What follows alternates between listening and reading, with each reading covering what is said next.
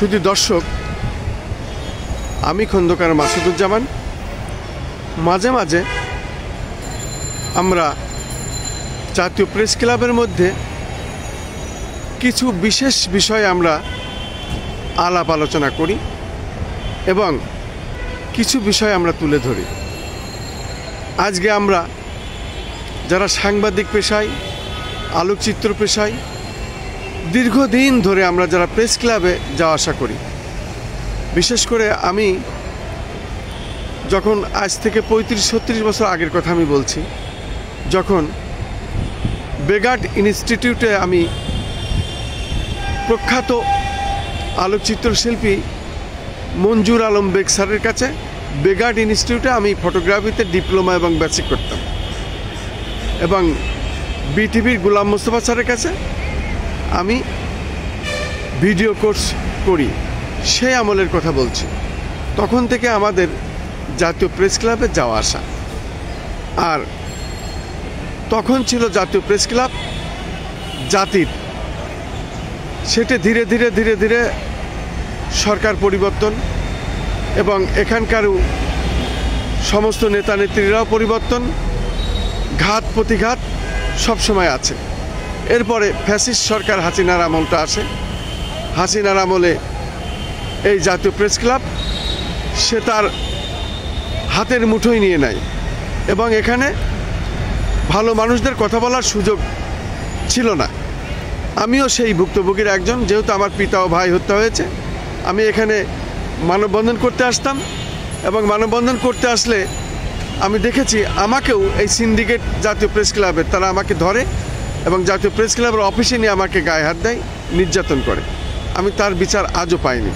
Syndicate কিন্তু এখনও বলবৎ আছে। জাতীয় প্রেস ক্লাব সম্বন্ধে আপনার যদি কোনো ধারণা থাকে, আপনার দীর্ঘদিনের অভিজ্ঞতায় কিছু বলতে পারেন।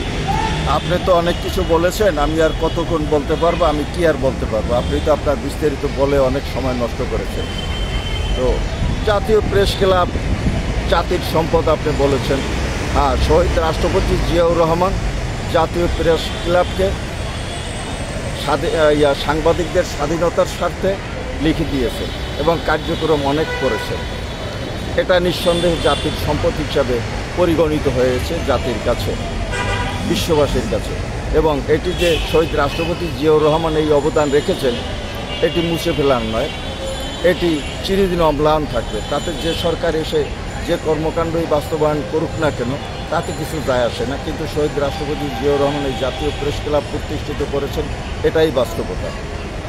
এই সিন্ডিকেট সম্বন্ধে আপনার কিছু ধারণা থাকলে বলতে পারেন। এই সিন্ডিকেট সম্বন্ধে যদি কিছু বলতে চান। আপনি জান না ভাই, আপনি এখানে আসেন কেন? হ্যাঁ, সিন্ডিকেট যুগে যুগে ছিল, সিন্ডিকেট যুগে যুগে আসবে, এটাই হলো বাস্তবতা। কিন্তু সিন্ডিকেট চক্রের যে যারা এখানেও গডফাদার আছে, সব লেভেলেই ছোটোখাটো হাফ গডফাদার, কোয়ার্টার গডফাদার, ফুল গডফাদার, এরকম অনেক পাতি গডফাদার, এরকম অনেক গডফাদার আছে বিভিন্ন পেশায়। তো ব্যাপার হচ্ছে, এই জগতে যারা নেতৃত্ব দেন, জানি না তাদের গাফিলতি না অবহেলা, কোন কারণে তারা এসবের প্রতি দৃষ্টি রাখছেন না, সেগুলো বুঝতে পারি না। সাংবাদিক পেশায় যে সমস্ত সম্পাদক সাহেব দেখিয়ে থাকেন যে সাংবাদিক এবং কার্ড দিয়ে থাকেন, তথা সাংবাদিক ইউনিয়ন আছে, সংগঠন আছে, এই সমস্ত সংগঠনের যারা সাংবাদিক হিসেবে পরিচয় দিয়ে থাকেন বা নিয়ে থাকেন, এদের উচিত বাস্তবতার আলোকে বিভিন্ন বিষয়ভিত্তিক লেখা সরাসরিভাবে তাদের মাধ্যমে লেখিয়ে, সেই লেখার মান যতটুকু হোক না কেন, তার লেখার অভ্যাস আছে কিনা, সে লিখতে পারবে কিনা, ছোট হোক বড় হোক, যে কোনো বিষয়ভিত্তিকের উপরে এই ধরনের পরীক্ষা নিরীক্ষা না নিয়ে এই পেশায় অনেকে ঢোকার সুযোগ পাওয়ার কারণে বিভিন্ন চক্র এখানে ঢুকে গেছে। এখানে সাধারণ সাংবাদিকদের কোনো দোষ না, এটা নিয়ন্ত্রণ করতে হলে অবশ্যই উপর মহল বলতে সাংবাদিক যারা নেতৃত্ব থাকেন, সাংবাদিকদের যারা নেতা থাকেন, প্রেস ক্লাবের নেতা যারা থাকেন, সাংবাদিকদের নেতা থাকেন, এগুলো নিয়ন্ত্রণ করার দায়িত্ব হলো তাদের। হ্যাঁ, এগুলো তারাই নিয়ন্ত্রণ করতে পারে। দেখুন, জিয়াউর রহমান যখন ছিল তখন এই জাতীয় প্রেস ক্লাবে সেনাবাহিনী, পুলিশ বাহিনী, বিমান বাহিনী যে কোনো বাহিনী ঢুকতে খুব হিসাব নিকাশ করতো। তারা বাইরে থাকতো, সাংবাদিকদের কাছ থেকে বাইরে থেকে যোগাযোগ করে তারপর তারা তথ্য সংগ্রহ করতো। বেশ গুরুত্ব ছিল, কিন্তু এই গুরুত্ব আর নাই। আর যতটুকু গুরুত্ব ছিল এটি তো শেখ হাসিনা ফ্যাসিস্ট সরকার সে এটা মাটির সাথে মেলান করে দিয়েছে। এখন যে সমস্ত নতুন যারা দায়িত্ব গ্রহণ করেছেন তারাও পূর্বীন, তারাও দক্ষ। এখন নতুন দায়িত্ব নেওয়ার ফলে দেখা যাক তারা কতটুকু এই সিন্ডিকেট নির্মূলে অবদান রাখতে পারে এবং যথাযথ পেশার সাংবাদিকদেরকে যথাযথ মূল্যায়ন করতে পারেন বা দিন দিন যাতে মূল্যায়িত হয় সেই পথ তারা কীভাবে খুলবেন এটা তাদের বিষয়। তবে আশা করি তারা পর্যায়ক্রমে এমন ভালো কিছু পদক্ষেপ গ্রহণ করবেন যাতে এই পেশার মান দিন দিন উন্নয়ন হয়।